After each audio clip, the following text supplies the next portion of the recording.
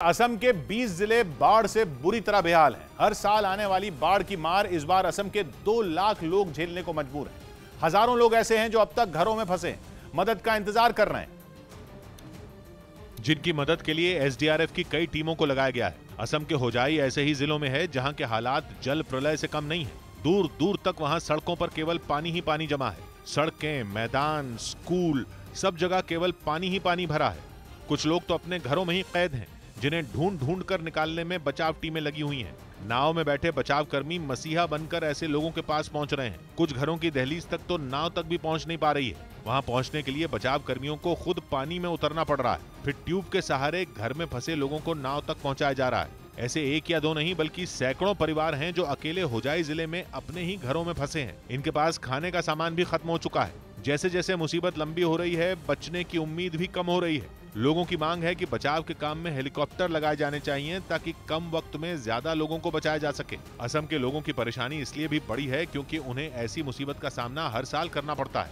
लेकिन कुदरत का कहर कम नहीं होता। अब तो हालत यह है कि हर साल एक से ज्यादा बार असम को बाढ़ का सामना करना पड़ता है। पिछले कुछ सालों में असम में 3 से 4 बार बाढ़ आ रही है।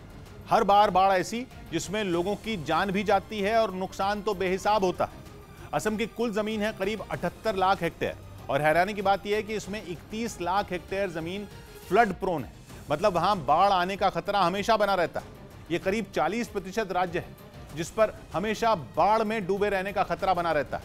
और यह 40% हिस्सा कोई जंगल या वीरान पड़ी जमीन नहीं है, बहुत बड़ी आबादी रहती है इस जमीन पर। असम की हालत बाढ़ के मामले में इसलिए भी खराब है क्योंकि कुदरती तौर पर अरुणाचल प्रदेश और मेघालय दोनों राज्यों की नदियों में पानी बढ़ते ही मुसीबत असम पर आती है। अरुणाचल प्रदेश तो असम के पूर्व में है और मेघालय दक्षिण में है, मतलब नीचे। लेकिन भौगोलिक नजरिए से हालत कुछ ऐसी है कि जैसे बीच में कोई गड्ढा हो जिसमें दोनों तरफ से पानी आ रहा हो। कुछ ऐसा ही हाल असम का है, जिसकी वजह से इस राज्य को कुदरत का गुस्सा झेलना पड़ रहा है। दूसरी तरफ आदत हो गई है असम के लोगों को ऐसे भयानक संकट का सामना करने की। असम के कई जिले ऐसे हैं जहां 20 फीट से भी ज्यादा पानी भरा है। लोगों के घर पूरी तरह पानी में डूब गए हैं। सब कुछ पानी में समा चुका है। जिस ब्रह्मपुत्र नदी की वजह से असम में जीवन है, वही ब्रह्मपुत्र तबाही की वजह बनी हुई है। न्यूज 18 की टीम कुछ ऐसी जगहों पर भी पहुंची जहां नाव तक मौजूद नहीं है।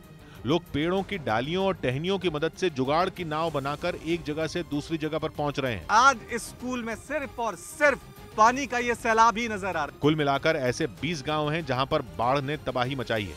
हालांकि इस तबाही की कोई एक वजह नहीं है। असम में हर साल होने वाली तबाही की कई बड़ी वजह हैं, जिनमें सबसे अहम है किसी एक बड़े प्लान पर काम न कर पाना। ब्रह्मपुत्र नदी का बड़ा हिस्सा चीन से बहता है।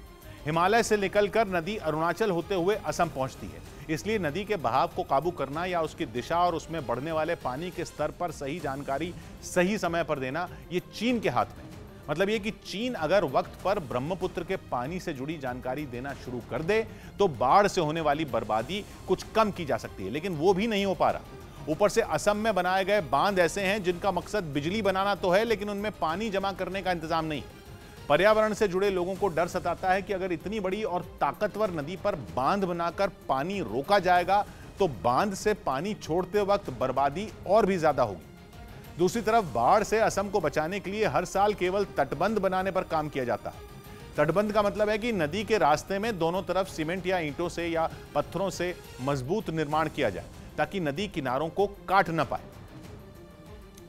लेकिन ऐसे किसी भी प्लान का कोई असर नहीं हुआ। असम को बाढ़ से बचाने में इनमें किसी भी रास्ते ने काम नहीं किया। हालात ऐसे हैं कि अब असम के लोगों को सर्दी, गर्मी और बारिश की तरह बाढ़ के भी मौसम का इंतजार रहता है। हर साल लोगों के लिए पानी में डूबे खेत, पानी की वजह से गायब हो चुके घर और शहरों में चलती नावों को देखना आम बात हो गई है। तबाही जैसे जिन हालात को देखते ही सिहरन पैदा होती है, वो लोगों की तकदीर बन गए हैं। कुछ महीने मेहनत करने के बाद लोग घर बनाते हैं, लेकिन एक बाढ़ में वो पानी में बह जाते हैं। हर साल हजारों एकड़ में फैली फसल पानी में डूब जाती है।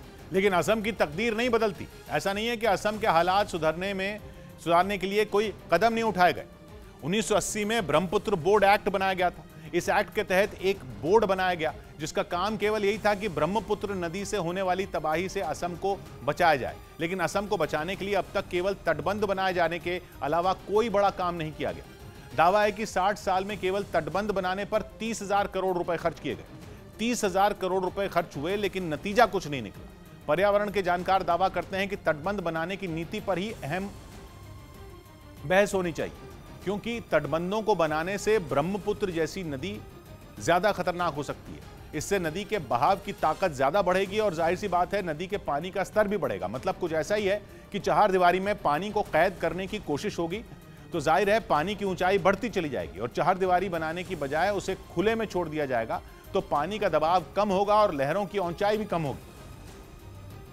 हालांकि इस पर बहस पिछले कई दशकों से हो रही है। कई बार असम में ब्रह्मपुत्र नदी पर बांधों को बनाने के प्रस्ताव भी बने, लेकिन कोई बड़ा प्रोजेक्ट नहीं बन पाया। हमेशा पर्यावरण पर काम करने वाली एजेंसियां और वैज्ञानिक बहस में ही उलझे रहे और किसी नतीजे पर नहीं पहुंच पाए। लेकिन जैसे जैसे असम में बर्बादी वाली बाढ़ बढ़ रही है, ये चिंता भी बड़ी हो रही है। खबर है कि चीन के साथ मिलकर भारत सरकार लंबे वक्त से इस पर बातचीत में लगी है। नदी के पानी की सही जानकारी वक्त पर मिल पाए, इसके लिए भी कोशिश जारी है। लेकिन चीन तो शायद ब्रह्मपुत्र नदी के पानी को किसी वाटर बॉम्ब की तरह भारत के खिलाफ इस्तेमाल करने की कोशिश में लगा है।